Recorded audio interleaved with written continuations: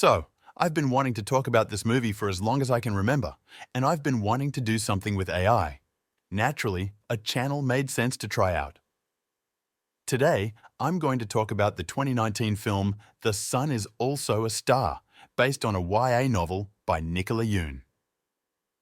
This is a story of two young people who fall in love in New York City, while one of them is facing deportation to Jamaica. Honestly, the themes they deal with in this movie aren't anything new, but I like how it's tackled here. Themes like fate, destiny, immigration, identity, and love in the middle of life. So let's get into it and have a chat about it. The film follows Natasha Kingsley, and right off the bat, I like the "I'm not like other girls" motif they've gone with. She's a bit different. But I just know for a fact that this type of girl is more of a normal occurrence than people would like to admit. She loves astronomy and science, and this is shown most in her love of the sun. The movie tells us she is an undocumented immigrant from Jamaica, but this instantly touches on one of those themes I mentioned earlier. She's an illegal immigrant, yes, but she arrived in the States at the age of 8 or so she didn't have a choice in the issue, but she does have to bear the consequences of her parents' actions. This reminds me of an actual issue with the Dreamers in the US, whose parents illegally entered the country and don't know a life in their parents' country, but are also not fully covered in the country they call home. I've always thought this was a huge oversight and a grey area in immigration law, but I also understand that if every illegal child is just welcomed into the country they've known, that would cause desperate people to attempt dangerous and illegal routes in hopes their children would have the chance they don't. Not a sustainable solution. Back to the movie, she lives with her parents and brother in New York, and her family is scheduled to be deported the next day after her father was caught working illegally at a restaurant. Natasha tries to stop the deportation by meeting with an immigration lawyer, Jeremy Martinez, who agrees to help her pro bono. On her way to his office, she meets Daniel B.A., a romantic and poet boy who dreams of becoming a writer. He is the son of Korean immigrants who own a black hair care store. This was a very interesting plot point, at least in my opinion. It touches on black and Asian racial tensions and ownership of quote-unquote racial IP. Can I, as a disembodied voice, go into a business that I don't have any racial history or connections with? Where does appreciation end and appropriation begin? I tend to err on the side of understanding in these situations until someone gives me a reason to not. Of course, there's a healthy level of skepticism that can be applied, but not every act is a microaggression, and there could be spaces for learning, teaching, and growth in knowledge about other people's cultures that leads to healthy appreciation. Daniel's parents want him to become a doctor and arrange an interview for him at Dartmouth College. So he heads out for his interview that morning and comes across Natasha wearing a jacket that says Deus Ex Machina, a phrase he had written in his notebook earlier.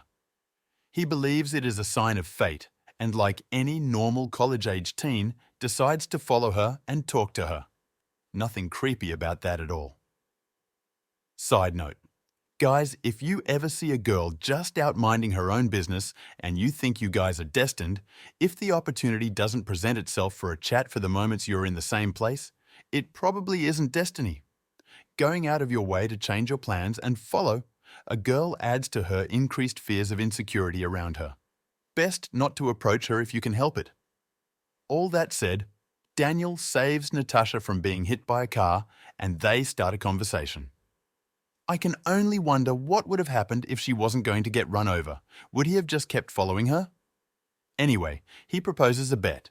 He can make her fall in love with him in one day, using a scientific experiment that involves asking each other 36 personal questions and staring into each other's eyes for 4 minutes. Natasha doesn't believe in love, but accepts the challenge anyway, thinking it is a game. What does she have to lose? Just an afternoon? I mean, just look at this guy.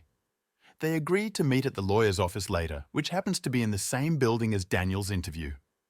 They spend the day together, walking around the city, visiting different places, and learning about each other's lives and dreams, and Natasha tells Daniel that she's actually out because she's going to need a lawyer to stop her family from getting deported.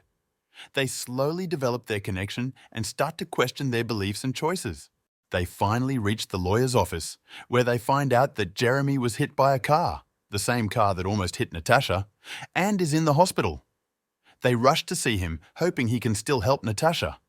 However, they discover that he has no power to stop the deportation and that Natasha's only chance is to appeal to the USCIS director, who is very strict and unlikely to grant her a stay. Natasha decides to try anyway and asks Daniel to come with her. They take a cab to the USCIS office, where they have to wait in a long line. They use the time to finish the 36 questions. Natasha then goes to see the director, while Daniel waits outside. She pleads her case, telling him that she loves New York, that she wants to study astrophysics, and that she has met someone special. The director listens to her, but says that he can't do anything for her and that she has to leave the country by midnight. Natasha comes out of the office heartbroken and hopeless. She tells Daniel the bad news and they hug each other. They decide to spend their last hours together and go to a karaoke bar, where Daniel sings a song for her. They promise to keep in touch and to find each other again someday. She then goes to her home, where her family is packing their bags. She says goodbye to them and they head to the airport. They exchange their phone numbers and vow to never forget each other. Natasha boards the plane and Daniel watches her go. Time jump. 5 years later, Natasha is back in the country and she meets up with the lawyer Jeremy to ask if he has Daniel's contact information or any way of reaching out to him. He says he doesn't. But then he tells her a story about how he met his wife that day when he got hit. She was his nurse, and I think this is meant to be a sort of destiny finds you when you least expect it type encouragements. He gets up and leaves, and shortly after she's trying to leave, when you'll never believe who shows up, Daniel! He steps on stage to recite a poem. She instantly freezes in her tracks and turns back to see Mr. Bay there. They reunite and kiss and catch up in the cafe, where it all started. Natasha and Daniel are the main characters of the film, and they represent two different views on life and love. Natasha is a realist who relies on facts, logic, and evidence. She doesn't believe in fate, destiny, or God. She thinks that love is a chemical reaction and that it can't be proven or measured. She is also aware of the harsh reality of being an undocumented immigrant and the challenges and risks that come with it. She has a passion for astronomy and wants to study the stars and the universe. Daniel is an idealist who believes in signs, dreams, and miracles. He thinks that fate, destiny, and God have a plan for him and that he can shape his future. He believes that love is a feeling and that it can be created and experienced. He is also conflicted about his identity and his expectations. He is torn between his parents' wishes and his desires. He has a talent for writing and wants to express himself through poetry and stories. The film shows how Natasha and Daniel influence each other and help each other grow and change. Natasha learns to open her heart and to appreciate the beauty and mystery of life. Daniel learns to stand up for himself and to pursue his passion and purpose. They also learn to respect and understand each other's cultures and to celebrate their differences and similarities. The film uses various symbols to convey its themes and messages. The sun and the stars, for example, represent Natasha's love for astronomy and her connection to Daniel. The title of the film comes from a quote by Carl Sagan, who said that every one of us is, in the cosmic perspective, precious. If a human disagrees with you, let him live. In 100 billion galaxies, you will not find another. The film suggests that Natasha and Daniel are like stars, rare and precious, and that their love is like the sun, bright and powerful.